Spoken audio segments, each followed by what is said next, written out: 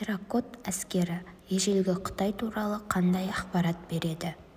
Терракоттан, яғни күйдірілген саздан жасалған әскер Қытай императоры Цин Ши Хуандидің Сианда орналасқан кесенесінде 8099 шамасындағы үлкен көлемді терракоттық күйдірілген саздан жасалған Қытай жауынгерлер мен олардың сәйгүліктері жерленген.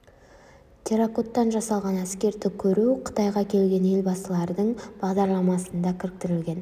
Мысалы, 1984 жылы экспозицияны ақш президенті Рональд Рейган ол өзінің пікірінде адамзатқа тиесілі ұлы ғажап деп баға берді. Ал 1886 жылы экспозиция жерін Ұлыбритания патшайымы Елизавета II мен Филипп Ханзада екеуі болып қайтты. 1998 жылы ақш президенті Билл Клинтон отбасымен тамашаласа, 2004 жылы Ресей президенті Владимир Путин тамашалады. Бұдан ары Украина, Корея Республикасы, Герман президенті, канцлерлері терракоттан жасалған әскерді көріп кеткен болатын.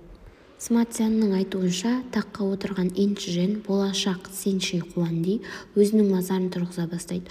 Оның ойынша мүсіндер оның дүниеге шығарып салып, сол дүниеде өзінің шын өмірдегідей билігін жалғастыруға көмектеседі деген сенімде болған.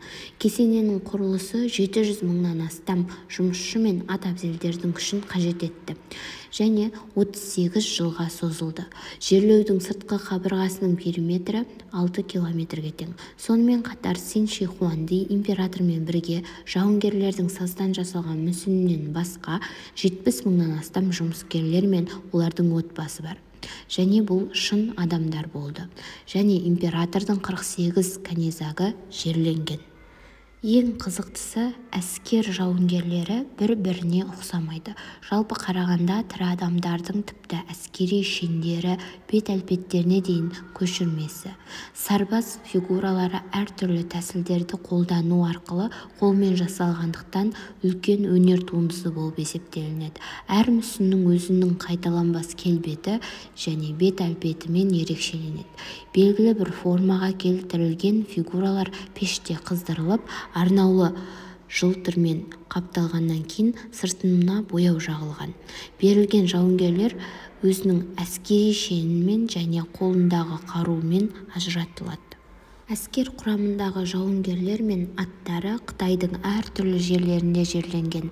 Сардар жылқылары ауыр болғандықтан, массасы яғни 200 килограммнан асатын болғандықтан, жеңіл болу үшін тасымалдауға оларды император моласының жанына құрған.